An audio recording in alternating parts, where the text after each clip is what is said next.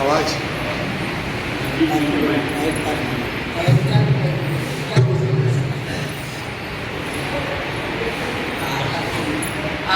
के चरणों में मेरा सादर अभिनंदन।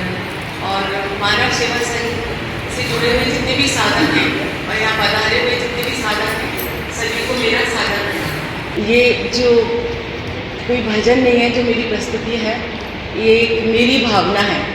तो हम सभी चाहते हैं कि हम इस तरह के बने और अपना आचरण, अपना जीवन इन्हीं पंक्तियों के हिसाब से चलाएं और अच्छा आचरण करें। जिसने राग द्वेष का मादिक जीते सब जग जान लिया, सब जीवों को मोक्ष मार्ग का निष्प्रय हो उपदेश दिया। बुद्ध वीर जिन हरि हरि ब्रह्मा, या उसको स्वाधीन कहो, भक्त भाव से प्रेरित हो यह चित्त उसी में लीन रहो। ऋषियों की शान ही जिनके साम्य भाव धन रखते हैं, निज पर के हित साधन में जो निष्दिन तत्पर रहते हैं। स्वार्थ त्याग की कठिन तपस्या बिना खेद जो करते हैं, ऐसे ज्ञानी साधु जगत के दुख समूह को हरते हैं।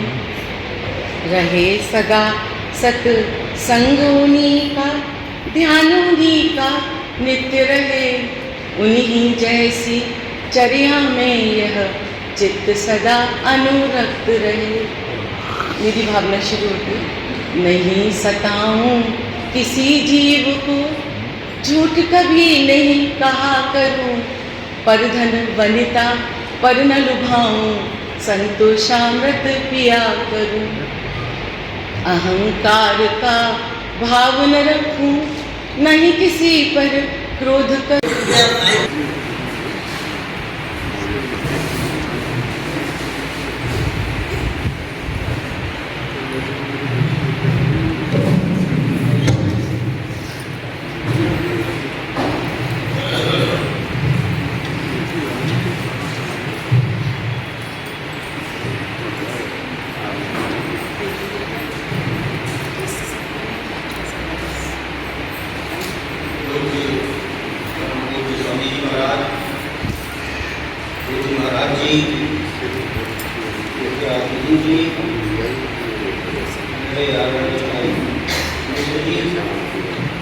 इस सभा में उपस्थित आत्मीय बंधुओं बहनों, दो छंद पहले पढ़ना चाहूंगा कि मत मूर्ति गढ़ो यीशु भांति सके, जिसकी अपनी पहचान न हो। अपने को समझाने का प्रयास किया है। मत मूर्ति गढ़ो यीशु भांति सके, जिसकी अपनी पहचान न हो, जिसमें सद्भाव का रंग न हो, अपनत्व भरी मुस्कान न हो, दृढ़ प्रीति प्रतीति की भावमयी, शुचि चेतनता का विहान न हो, धरतीर की मार्मिक व्याकुलता और मानवता का विधान न हो। अंग में सत्व मंगल ये, नव जीवन ज्योति जगाते चलो रे। अंग में सत्व मंगल ये, नव जीवन ज्योति जगाते चलो रे। राग विराग में साम्य संजो, अनुराग के गीत सुनाते चलो रे। स्वार्थ की अंध कुरीति का त्याग, सदा अपनत्व लुटाते चलो रे। अंतर में भर माधवी गंध, सुधार सुधार बहाते चलो रे। ये दो छंद और इसके बाद एक गीत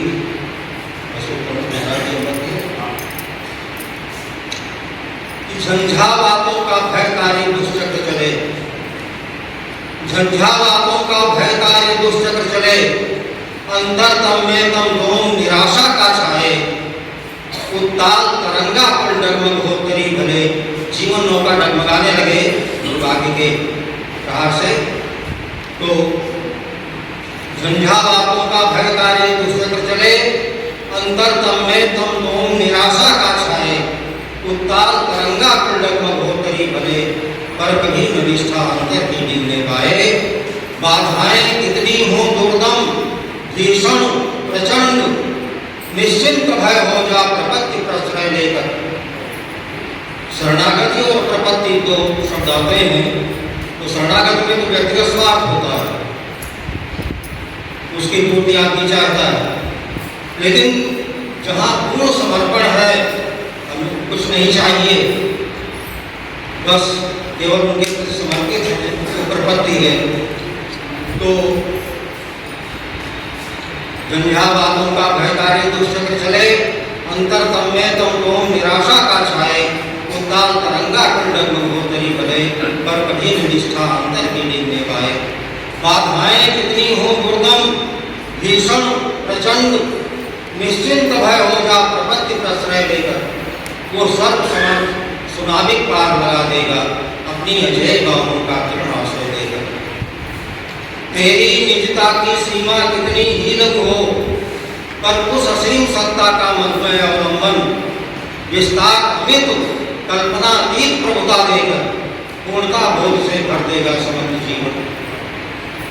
और एक गाय का उदाहरण और बछड़े का दिया है कि सत्या प्रसूत तत्काल गाय हुए, गाय के बछड़े को देखिए, सत्या प्रसूत गो वत्स दशा पर दृष्टि डाल, कितने कल्मश मनमूत्र रक्त लिपटे तन पर वो माता वात्सल्य भाव से भावित हो, जिह्वा से चाट चाट करती पाओ।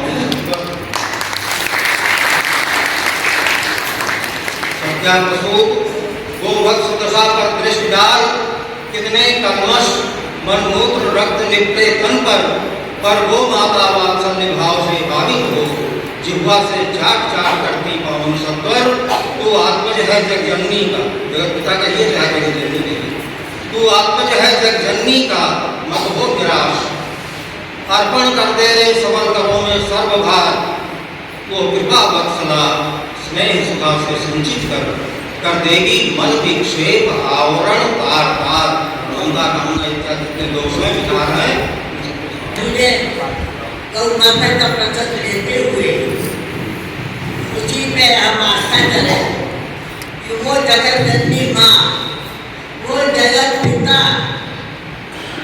हमें और आपको शुद्ध करने के लिए तत्पर है, और हम समर्पित हो जाए तो सावधान।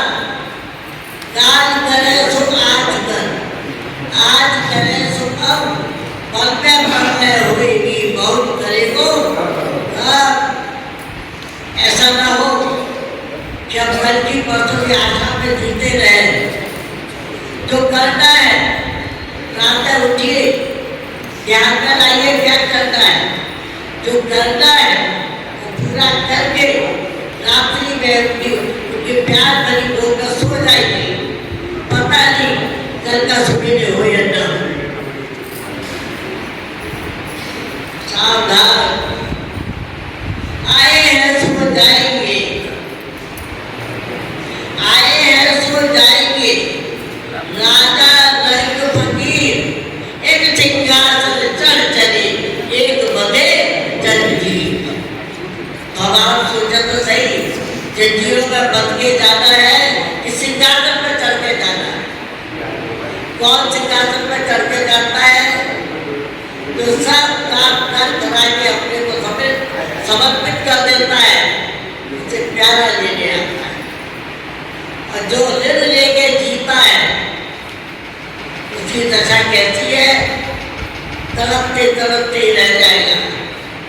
और इसी सावधानी के साथ आज इस समारोह के अंतिम दिवस पर दो बात सुनी, अपने लिए सुनी, वही आपको सुना दी।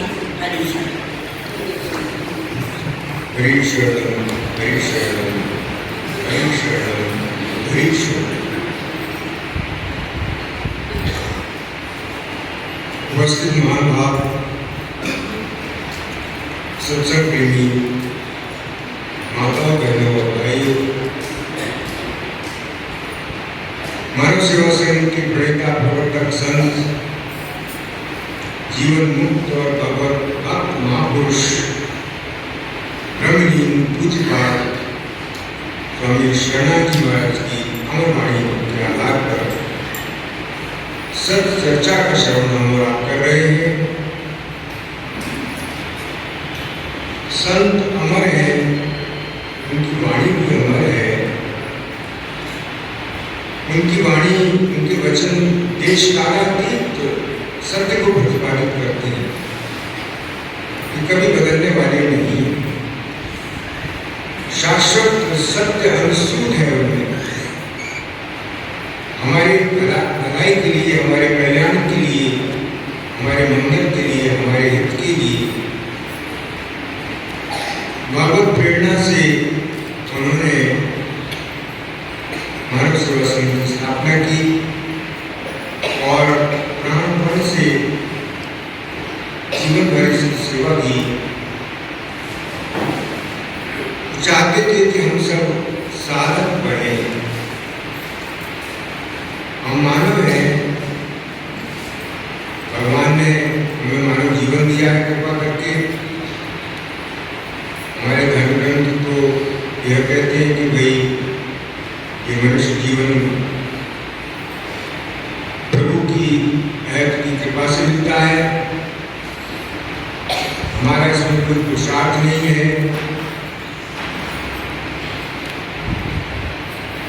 तो जैसे मानव जीवन प्रभु की ऐप की कृपा से मिलता है, ऐसे ही इस जीवन में सत्संग का सुअवसर भी प्रभु की ऐप की कृपा से मिलता है। ऐसा महाराज जी का कथन था।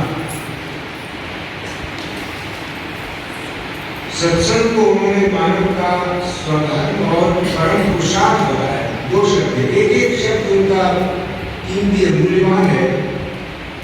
उसमें अर्थ गंभीर है, छुपा हुआ पोटेंट है। जैसे कैप्सूल है, उसमें दवा भरी हुई, छोटा सा कैप्सूल है, लेकिन उसके अंदर दवा जो है बहुत शक्तिशाली है। ऐसे ही महाराज जी के जो शब्द है, एक एक शब्द अपनी जगह ऐसा उपयुक्त है कि उसकी जगह दूसरा शब्द नहीं रखा जा सकता। उनकी वाणी में कोई हेरफेर नहीं कर सकता, कोई परिवर्तन नहीं कर सकता, उसमें कुछ इफेक्ट बट नहीं लगाया जा सकता। तो वो चाहते थे कि हम सब अपने को साधक स्वीकार करें। मानव सेवा संघ को उन्होंने साधकों का संघ कहा, कार्य व्यक्तियों का संघ नहीं, कोई राजनीतिक संघ नहीं, सामाजिक संघ नहीं। हमारे देश में एनआरआईज ने अनेकों संस्थाएं स्थापित कर रखी हैं। उनमें से अच्छे काम भी कर रही हैं, कुछ संस्थाएं को कल्याणकारी काम कर रही, भलाई भी कर रही, परोपकार की सेवा की, लोक संग्रह की, ठीक है।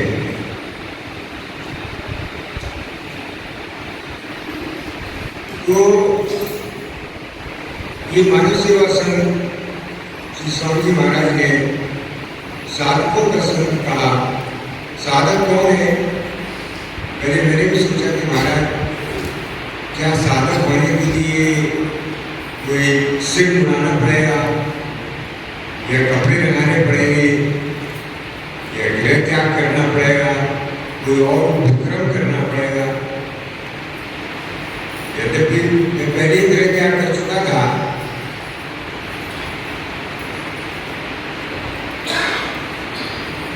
महाराज जी को देखो ये सब कुछ करने की जरूरत नहीं है।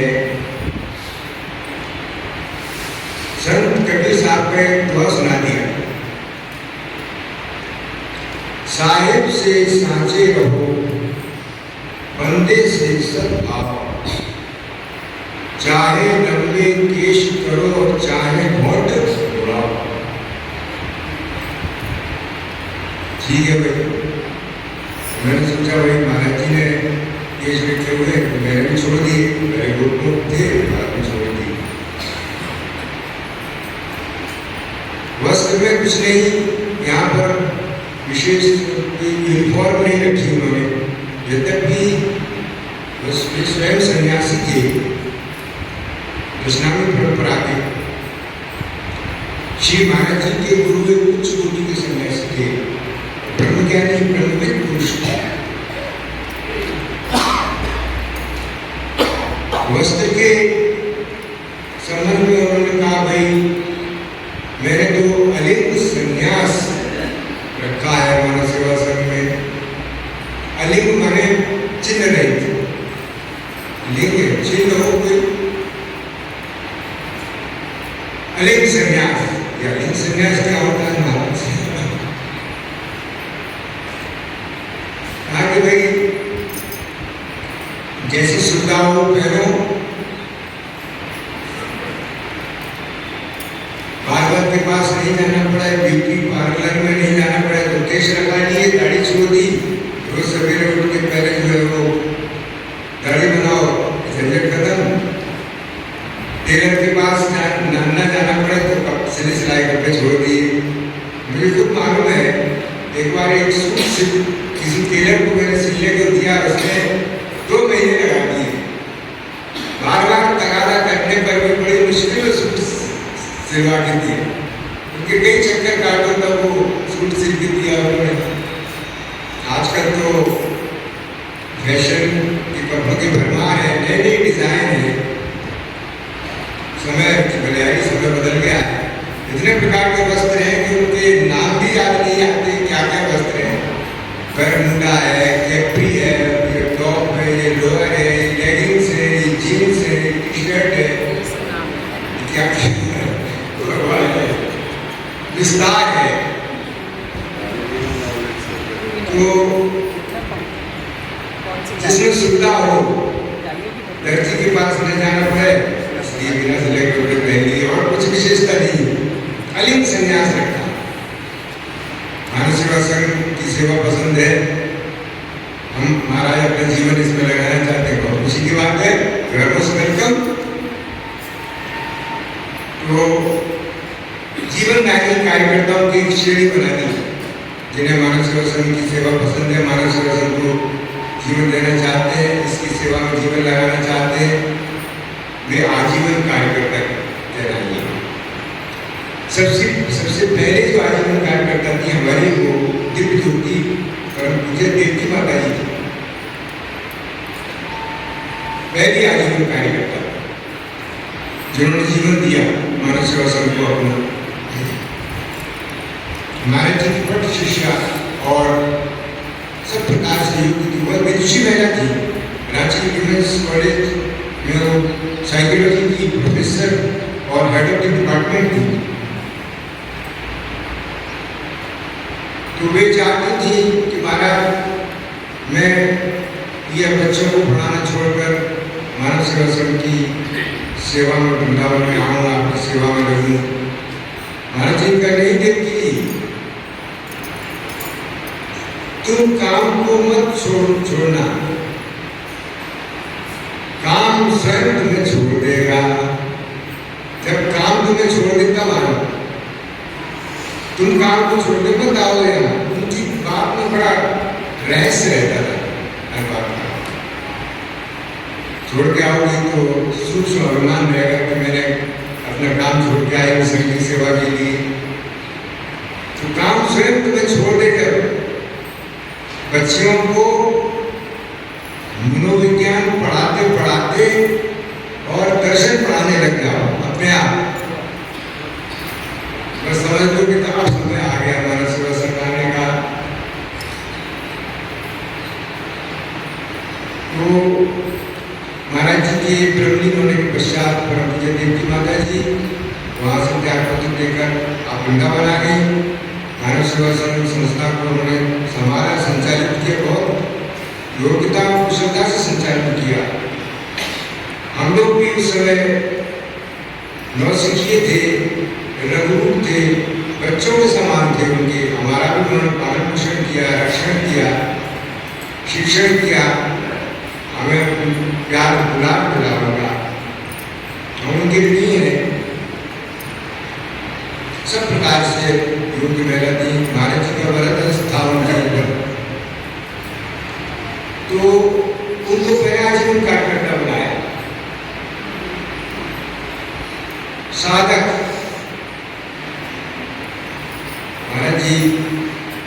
की क्या परिभाषा होगी, हम क्या करें। मैं भी चाहता हूँ मैं साधक बनूं, मानव सेवा संघ का। What should I do? ताकि देखो, साधक वो है जिसका कोई व्रत है। व्रत और उपवास दो अलग अलग शब्द है। ऐसे उपवास को भी हम व्रत के अर्थ में लेते हैं, एकादशी का व्रत है। उपवास और फास्टिंग, व्रत माने हमने कोई नियम दिए हैं और हम उन नियमों का पालन करने के लिए वचनबद्ध हैं। क्या नियम होंगे हमारे, क्या नियम है हमारा, क्या व्रत धारण करें? तो कहा कि भाई साधक का अर्थ ये है कि मैं उदार होकर रहूंगा जगत के प्रति। उदारता हमें दो चीजों की प्रेरणा देती है। दुखी पर दृष्टि पड़े तो हृदय प्रवृत्त हो जाए। क्यों? दुखी मेरे अपने हैं। किस नाते से अपने हैं? आप जितने भाई बहन यहाँ बैठे हुए हैं, ऐसे तो हम प्राय गैर समझते हैं, और जो शरीर के नाते, जाति के नाते, कुटुंब के नाते, वर्ण के नाते जो अपने उनको अपनाते हैं, ये स्वाभाविक प्रकृति है मनुष्य। लेकिन जब हम एक संत चरणों में बैठते हैं, ब्रह्म ज्ञान प्राप्त करते हैं, तत्व ज्ञान प्राप्त करते हैं, जीवन के रहस्यों का ज्ञान प्राप्त करते हैं, हमारी अंतर्दृष्टि खुलती है, हमारे जब प्रज्ञा चक्षु खुलते हैं, हमारी जब तीसरी आंख खुलती है, तो पता चलता है कि वो ये जो भेदभाव है ये वास्तव में ऊपरी है। देखिए, जो सच्चाई होती है, जो सिद्धांत होता है, दर्शन होता है, वो बदलता नहीं है। आप माने उसको न माने वो एक अलग बात है, हम स्वीकार करें न करें, लेकिन वो सत्य है और वो रहेगा। जैसे क्या चीज सत्य है? महाराज जी ने कहा कि सत्संग का अर्थ है कि जीवन के सत्य को स्वीकार करो। क्या है जीवन का सत्य?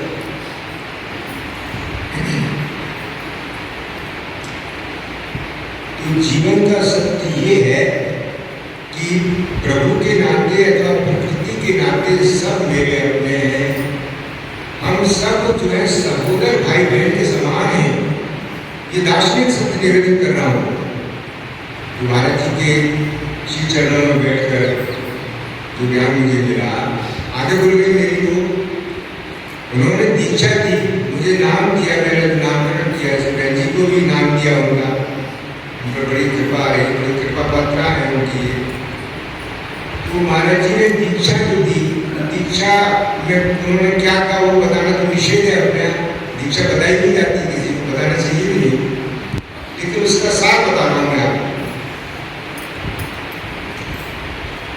उन्होंने दीक्षा दी, बहुत सी बातें बताई, ऐसी भी बातें बताई जो मुझे पहले पता नहीं थी, और ऐसा लगा कि वो ज्ञान चक्षु खुल गए, मेरे कमाल है। ये बात किसी ने आज तक बताई नहीं। और आशीर्वाद भी दिया, शक्ति संचार भी किया, महसूस हुआ, अनुभव किया, उसको शक्ति भी दी उन्होंने, आशीर्वाद दिया।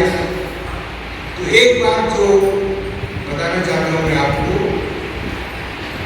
वो ये बताया उन्होंने कि हम सब परमात्मा के आत्मज हैं, जिसने सृष्टि बनाई, उत्पत्ति का आधार, प्रकृति का प्रकाशक, जगत का नियंता, नियामक, सर्वदा सबका साक्षी है। अभी अभी इलेक्शन हुए यहाँ यूपी में, वोटर लिस्ट वाले आए, तो वोटिंग लिस्ट लेके आए, नाम उसमें लिखा सबका हम लोगों का, वल्दियत पूछी, वल्दियत तो भैया तुम ही हो, माता पिता तुम ही हो, बंधु सखा तुम ही हो। पिता हमारे स्वामी शरणानंद जी महाराज, हम उनके विषय को बनना है, दत्तक पुत्र है, एडॉप्टेड सन पिता के स्थान पर स्वामी शरणानंद जी महाराज का नाम मैंने भी लिखा है, बहन जी ने भी, सबने लिखा दिया, गोपाल जी ने भी लिखा है। वो हमारे पिता भी थे, माता भी थे। अगर उनके भीतर एक पिता का मस्तिष्क था, उनका सहस्रार खुला हुआ था। हमारा जो मस्तिष्क है इसमें कहते हैं सहस्त्र दल कमल है, 1000 रोज पेटल्स, ऐसा कमल है जिसमें 1000 पंखुड़ियां हो, वो कमल है यहाँ मनुष्य की जो विशेषता है। जो मानव का मस्तिष्क है जटाकर का, ये कमाल का है, कोई हिसाब नहीं उतना नहीं। तो सहस्त्र कमल है, जिसे बताते हैं हमारे शरीर में 6 चक्र है, मूलाधार, स्वादिष्ठान, मणिपुर, अनाहत, विशुद्धि, आज्ञा और सहस्रार। सहस्रार तक तो कोई पहुंचता नहीं है, वहां तो भगवान राधा कृष्ण नृत्य करते हैं। भगवान को आपने देखा होगा तो कमल के ऊपर देखा होगा, कमल की पंक्ति, कमल के फूल के ऊपर। तो ये 6 चक्र हैं हमारे, लेकिन स्थूल शरीर में नहीं है। कोई अगर सर्जन इसको चीरफाड़ करेगा तो मिलेगा नहीं इसमें, कहाँ है मेरे चक्र? ये सूक्ष्म शरीर में है, इस पर चर्चा भी करेंगे हम लोग। ये स्थूल के साथ साथ हमारा सूक्ष्म शरीर भी है। सूक्ष्म शरीर कौन सा है? लेकिन स्थूल तो देखने में आता है, इंद्रिय गोचर है, 5 ज्ञानेंद्रियों से ग्राह्य है। आंखों से देख सकते हैं, कानों से मैं आपकी आवाज सुन सकता हूँ, स्पर्श भी कर सकता हूँ हाथ से। सूक्ष्म शरीर वो है कि आपने कल ऐसी बात कह दी, मुझे बहुत खटक गई, बुरी लग गई। मुझे कहाँ लगी मुझे, जरा खोल के दिखाना भीतर। आपकी बात चुप गई मुझे, किधर चुकी? मुझे कांटा लगा हुआ तो उसमें किधर चुकी, दिखाना नहीं है मेरा, दिखा नहीं सकते। वो सूक्ष्म शरीर है, उसके घटक तत्व है। जैसे स्थूल शरीर है, इसमें 5 ज्ञानेंद्रियां हैं और 5 कर्मेंद्रियां हैं। ये तो सबके सामने है। 5 ज्ञानेंद्रियां हैं, आँख, नाक, कान, रसना, त्वचा,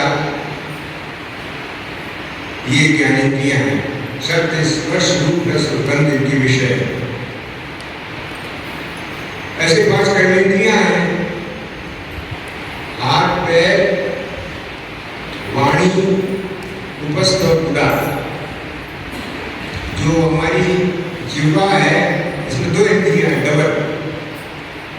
रसना भी है, हम षड्रस व्यंजनों का आस्वादन करते हैं, खट्टा, मीठा, तीखा, कड़वा, चरबरा, ये रसना। इसके साथ साथ ये रसना है तो ज्ञानेंद्रिय है। और जब हम बोलते हैं, वाणी ये कर्मेंद्रिय हो जाती है, वाणी ये कर्मेंद्रिय है। तो 5 ज्ञानेंद्रियां, 5 कर्मेंद्रियां 10 और 5 प्राण है हमारे भीतर, जो शरीर में 5 क्रियाओं का संचालन करते हैं। एक ही भोजन हमने आपने किया, भोजन करने के पश्चात आवाशय में गया, वहां पर भगवान गीता में कहते हैं मैं प्रसादी के रूप में मौजूद हूँ। अहम वैश्वानरो भूत्वा प्राणिनां देहमाश्रितं प्राणापान समानयुक्तः पचाम्यन्नं अन्नं चतुर्विधम्।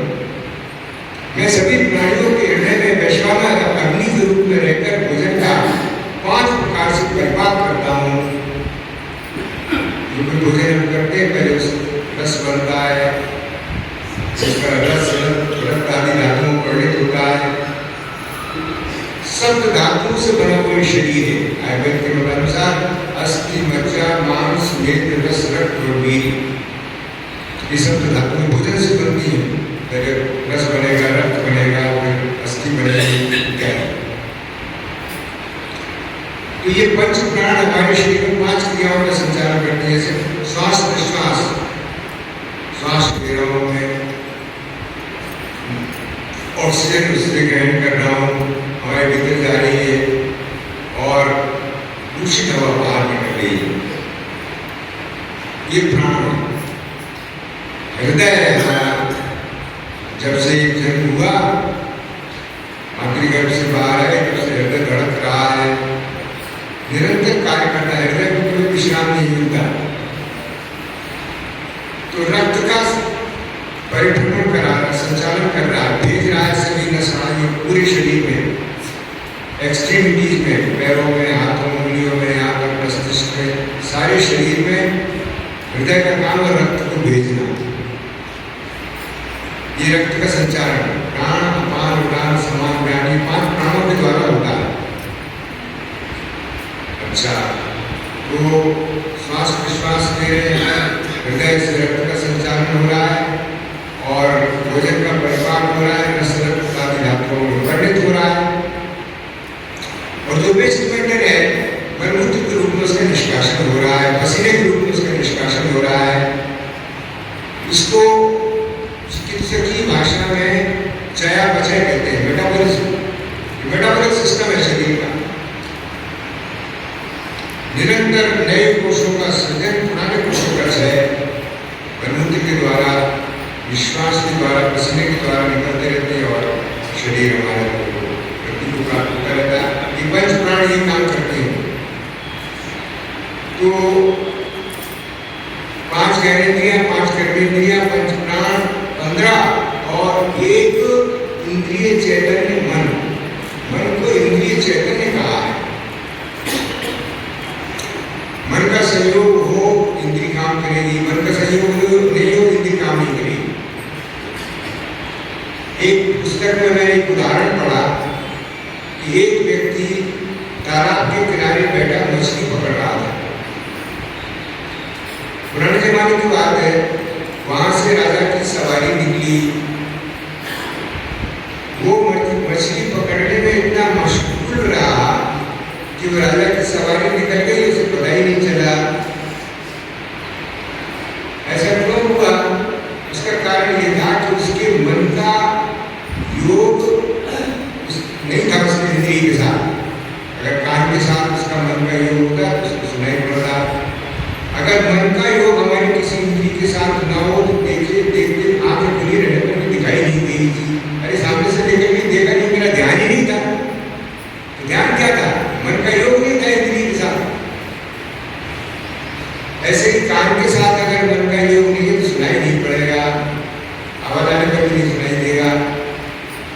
इसलिए इसको इंद्रिय चेतन ने कहा और उसी में शामिल किया है। 16 तत्वों का स्थूल शरीर है। 5 ज्ञानेंद्रियां, 5 कर्मेंद्रियां, 5 प्राण, 15 और एक इंद्रिय चेतन 16। इसके आगे बढ़ो, आगे सूक्ष्म शरीर दिखाई नहीं देता, बट इट इज देयर है। कैसे है भाई? ऐसी बहुत सी चीजें हैं, देखिए जो दिखाई देता है वही हो और जो दिखाई नहीं देता हो ना हो, ऐसा नहीं है। बहुत सी चीजें दिखाई नहीं देती लेकिन है।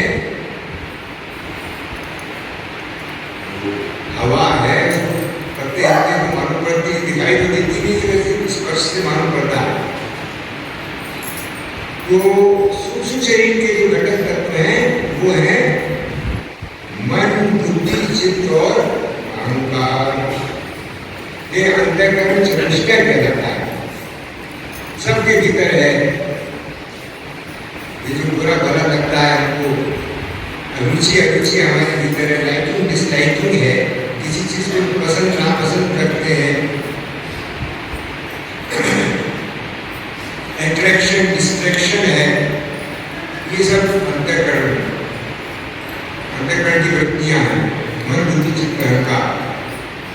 मन का काम चिंतन करना, बुद्धि का उस पर निर्णय देना, संकल्प मन के, चित्त में जन्मांतर के संस्कार भरे रहते हैं। महाराज जी ने पुस्तक दिखाई चित्त शुद्धि, उसको हृदय भी कहते हैं।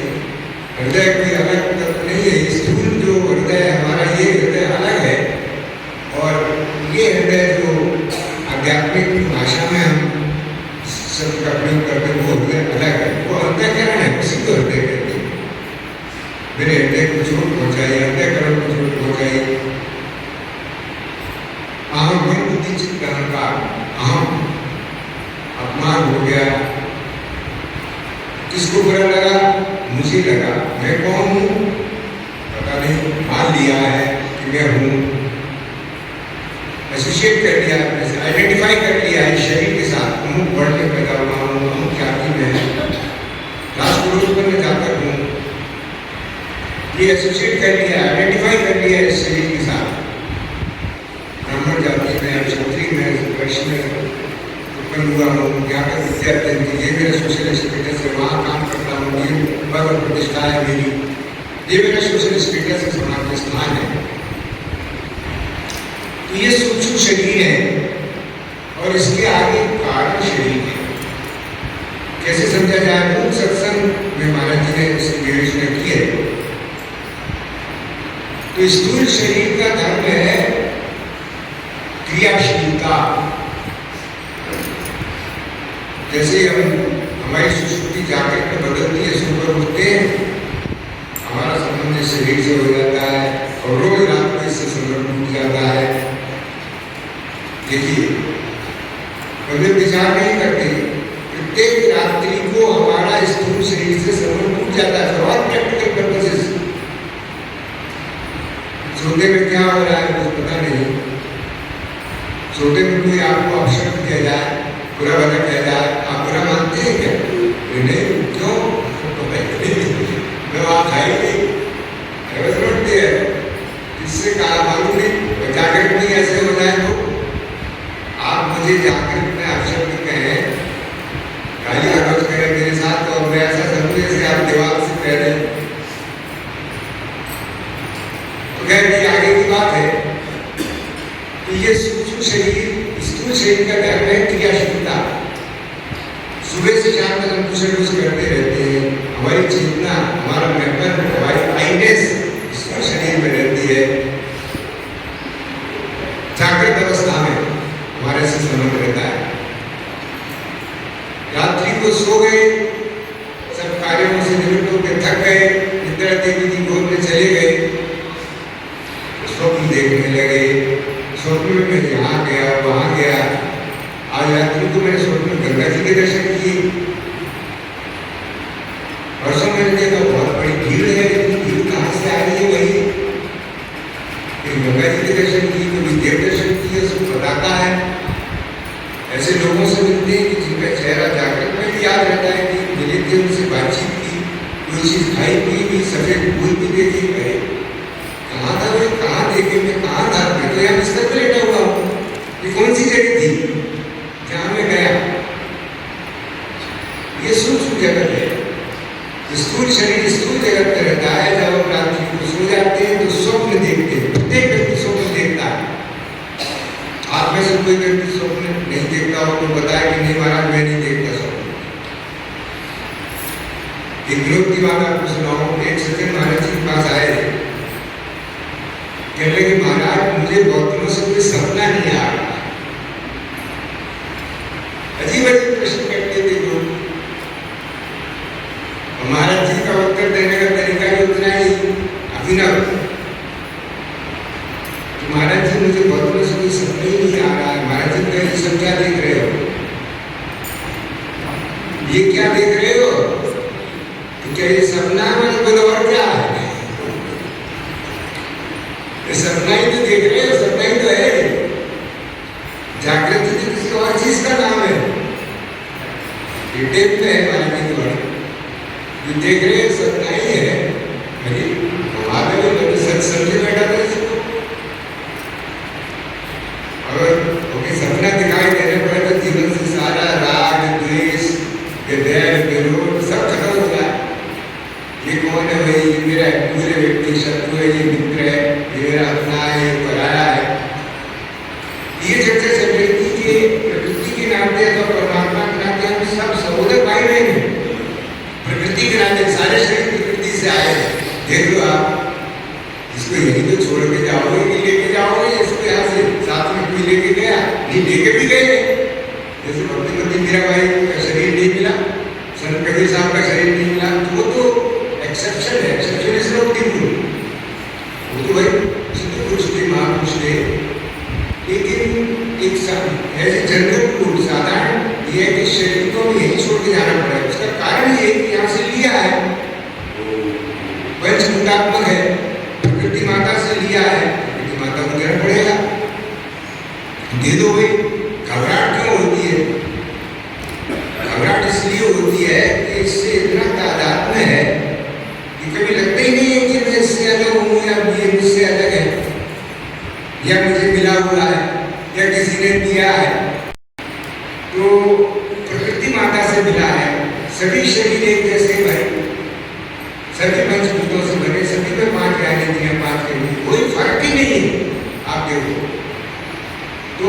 व्यक्ति के नाते हम सब भाई बहन हैं, ये सैद्धांतिक सत्य है। और परमात्मा को मानो तो एक ही परमात्मा ने सबको रचा है, एक ही परमात्मा के द्वारा सब रचे, तो एक ही पिता हुआ या एक ही माता हुई? वही त्वमेव माता जगता तदेव, वही पिता है वही माता है, तो उनकी संतान है, तब भी हम सहोदर भाई बहन। कहा दृष्टि जाती है इस तरह। इसी सूत्र के आधार पर नारद जी ने कहा कि कोई और नहीं है, कोई गैर नहीं है। ये अंतिम वाक्य था महाराज जी का, जो उन्होंने 25 दिसंबर 1974 को अपनी लीला स्मरण करने के पहले उच्चारण किया, उच्चारण किया। देखिए इस पर कोई और नहीं है, कोई गैर नहीं है। दो वाक्यों के महाराज जी ने, दोनों का अर्थ तो एक ही है, थोड़ा सूक्ष्म अंतर है दोनों के अर्थ में। कोई और नहीं है, ये ज्ञान का सूत्र है। सब में वही आत्मा है, लेकिन सब में वही अंतःकरण है, मन बुद्धि चित्त अहंकार सबके भीतर। हमारी बात तो कोई फर्क है नहीं, फिर भी हमें फर्क नजर आता है। ये फर्क हमारी आंखों में, हमारी बुद्धि में है, या हमारी भूल में, हमारी नासमझी में, नादानी में, अज्ञानता में, हमारी बेवकूफी में ये फर्क और कई फर्क नहीं है। तो कोई और नहीं है, ये ज्ञान का सूत्र है।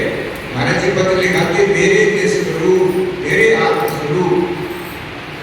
अच्छा भाई, गीता के अनुसार विचार करें, हम तो शरीर है और आत्मा तीसरी चीज तो है नहीं, उनका तीसरी चीज कोई है? शरीर है जो दृश्य हमारा, जिसको हम जानते हैं, देखते हैं, इससे परिचित है। कभी स्वस्थ रहता है, कभी अस्वस्थ हो जाता है, इसमें परिवर्तन हो रहा है। युवावस्था चली गई, वृद्धावस्था आ रही है, मैं देख रहा हूँ असहाय होकर। कोई रोक सका आज तक अपनी युवावस्था को? चाहते तो सभी है कि हम युवा हैं, हम वृद्ध ना हो। और सब व्यक्ति सुंदर भी दिखना चाहते हैं, सब चाहते हैं कि मैं सुंदर रहूं, स्वस्थ रहूं, दो चीज।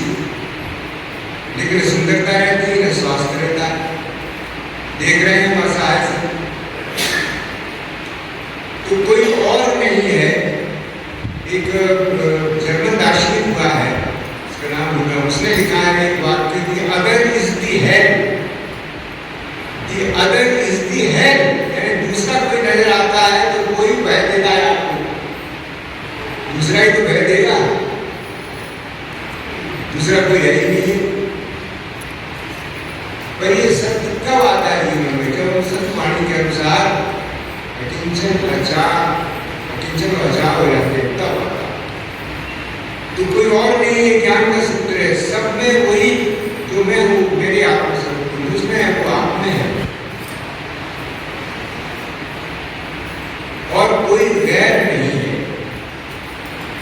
परमात्मा के नाते सब अपने हैं। सब घट लगता राम, सब घट मोरा साईं सुनी से न कोई, कभी साथ मणि, सब में परमात्मा है।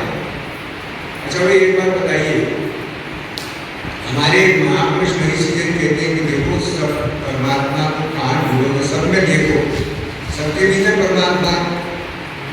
ठीक है, मंदिर दर्शन करने आ रहा, मंदिर का कोई विषय नहीं है, तो हमारी संस्कृति में है। तो क्या परमात्मा केवल मंदिर नहीं है, हमारे आपके हृदय में नहीं है? है वैसे, लेकिन दिखाई क्यों देता है? दिखाई तो नहीं देता। ये कमाल की बात है। देखो, ये कमाल कुछ नहीं है, ये एक दृष्टि का परिवर्तन है, और संत महापुरुषों का यही कार्य है। दृष्टि परिवर्तन के लिए तो आगे जिसकी हो जाती है होती है। महाराज जी के कई ऐसे भक्त हमारे मानव सेवा संघ के पहले जो प्रधान थे, वो थे भुवनेश्वर प्रसाद सिन्हा, सुप्रीम कोर्ट के पहले चीफ जस्टिस थे। महाराज जी के अनन्य भक्त थे, और महाराज जी को जब हार्ट की तकलीफ हुई तो इतना उनसे अपनापन आदमी था कि ये सुनकर उनको भी हार्ट की तकलीफ हो गई।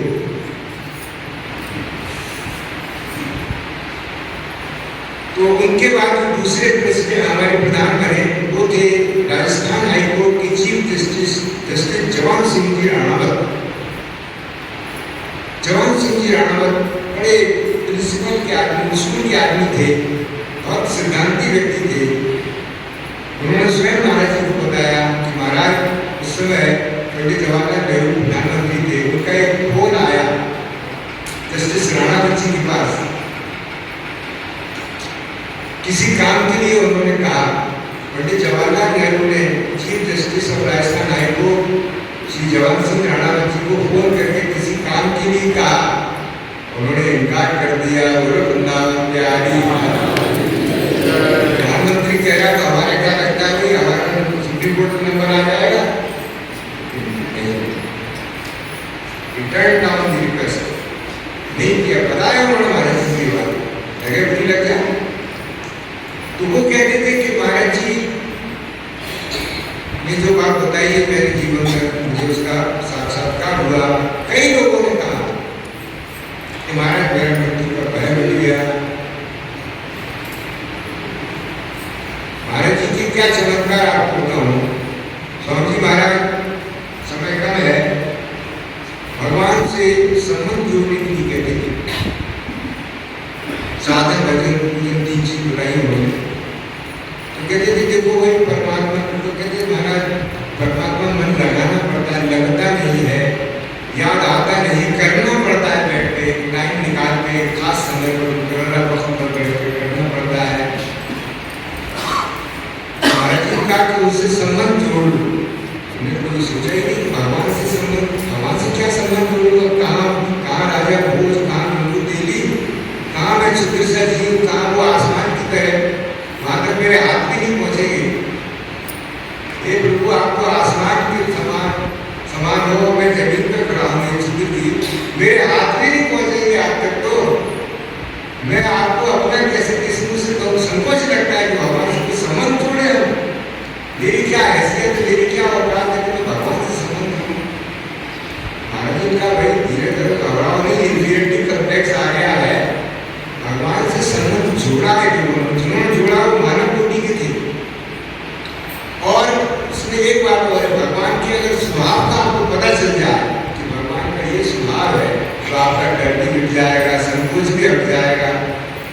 कभी कभी लगता है कि अपनी ओर हम देखते करें इतने महंगे कुचेले गंदे संदे हम विकारों से भरे हुए, चाहूंगे तो भगवान के सामने जाऊंगा उनको कहूँ। लेकिन जैसा कि अभी आपने सुना पांडे जी की कविता में, तो गाय अपने नवजात बछड़े को चाट चाट के साफ कर देती है। भगवान भारती में तो भगवान का वात्सल्य भी ऐसा ही है। और भगवान का वात्सल्य आप उसका उदाहरण आपको सुनना है तो प्रहलाद जी की कथा सुनूंगा। कैसे नरसिंह अवतार लेके भगवान ने गोद में प्रहलाद जी को ले लिया और उनको चाट रहे हो, बेटा मुझे आने में देर हुई, हिरण्यकश्यप ने मुझे बड़े कष्ट दिए। ऐसी प्रभु कृपा करें। उनके स्वभाव का जब पता चल जाता है तो व्यक्ति का संकोच मिट जाता है, उसका डर खत्म हो जाता है।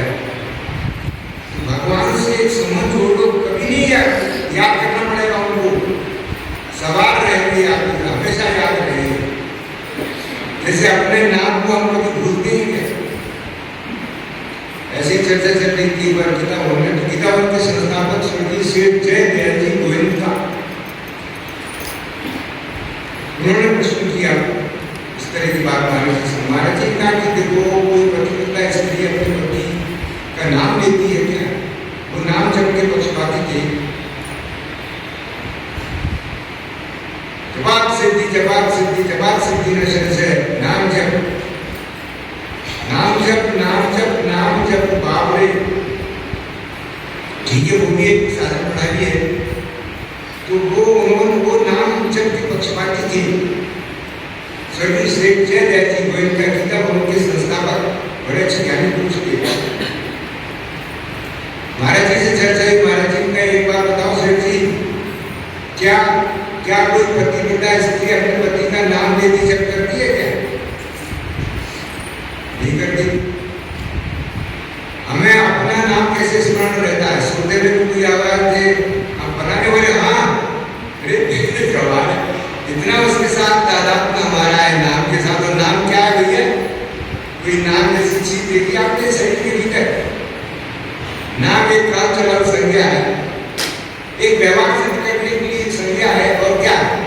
तो इतना उसके साथ तादाद में कि अगर मेरे नाम में बट्टा न लग जाए, मेरे नाम खराब ना हो जाए, आपने मेरा नाम मिट्टी में आ दिया, मेरी तौहीन कर दी, तो मैं दावा करूँगा मान आली का दावा करेंगे। किस लिए? वो नाम के लिए। वो नाम का बोले नाम का तो पता ही नहीं, सारे शरीर में भूल के कहीं है नहीं। वो इतना सत्य समझे हुए हैं कि आप मान आने का दावा करने जा रहे हैं कि मेरे नाम को आपने धूमिल कर दिया। ये सब अज्ञान जगत में क्या, जितने हमारे जीवन में संकट है, जितने हमारे विसंगतियाँ हैं, विद्रूपताएं हैं, जितने हमारे आधे से ज़्यादा जो मानसिक कष्ट क्लेश है, ये सब हमारी आध्यात्मिक अज्ञानता के कारण है। जिस दिन आपके अंदर अंतःचक्षु खुल जाएंगे, ज्ञान चक्षु खुल जाएंगे, आपको ऐसा लगेगा कि वो कहाँ बेवकूफी में जी रहा था, कितनी गलत बातों को सच समझ रहा था, कितना मैंने खून सुखाया अपना बेकार की बातों में, कितनी अपनी मानसिक शांति नष्ट की बेकार की बातों में, जिनका कोई अस्तित्व नहीं, मूल्यहीन चीजें हैं। उनके लिए मैं रोता रहा, उनके लिए मैं अपनी शांति नष्ट करता रहा, उनके लिए मैंने अपने बहुमूल्य जीवन को बर्बाद कर दिया, उनके लिए मैंने चंदन के बन को अग्नि के समान ईंधन समझ के जला दिया। ये चंदन का बन है हमारा जीवन, और हम ईंधन के समान इसकी लकड़ी बनाकर जला रहे हैं इसको। जब पता चले आपको तो वो ये चंदन है, ये ईंधन है क्या, ये पता कब चलेगा भाई? कौन सा दिन आएगा? वो कोई ज्योतिषी बताया आपको? ज्योतिष में ये बताया जा सकता है कि अमुक घड़ी अमुक समय ऐसा आएगा जब आपको भगवत साक्षात्कार होगा, आपको जो है आत्मज्ञान होगा, आपको तत्व ज्ञान होगा, आपके अंदर चक्षु खुल जाएंगे, आपके सामने जीवन में उजाला प्रकाश फैल जाएगा। एक संत यहाँ आते थे, समय पूरा होने का समाप्त करता हूँ, क्षमा चाहता हूँ 2 मिनट में। तो वो आगे बैठे, दीपावली के पूर्व का समय था, वितराग संत थे कुछ बोली के, तो बातचीत चल रही थी। हम कह रहे महाराज अब दीपावली आ रही है, उजाला होगा, दीपक जलेंगे। कहने लगे असली उजाला तो भीतर है, अपने असली उजाला भीतर है, हमारा हमें तो दिखाई देता नहीं है। आँख बंद कर दे तो अंधेरा दिखाई देता है, आँख खोलते हैं बाहर संसार दिखाई देता है, हंसने लगे, मुस्कुराने लगे। तो असली उजाला भीतर है, प्रकाश, तो उस प्रकाश के दर्शन हो जाना, ये सत्संग का प्रयोजन है। और ये महाराज जी का संदेश था, उनकी वाणी का अनुसरण करके, वशीलन करके, उसको आत्मसात करके हम अपने जीवन में अंदर उजाला कर सकते हैं और अपने जीवन को कर सकते हैं। बोलो वृंदावन प्रार्थना कर लेता हूँ। संगठन में शाम को देख लीजिए। सबका भला कर भगवान, सबका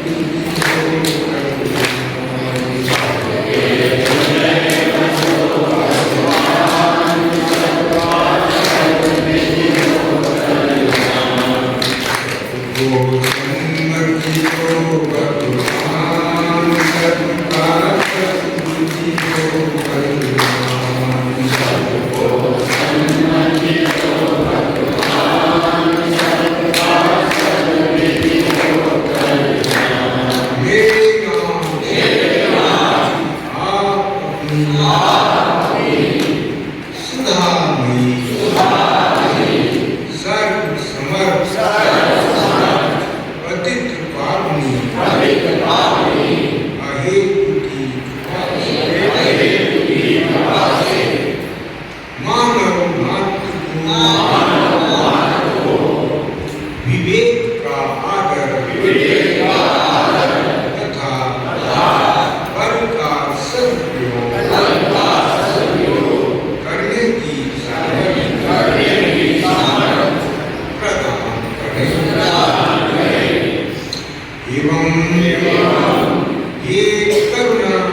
संग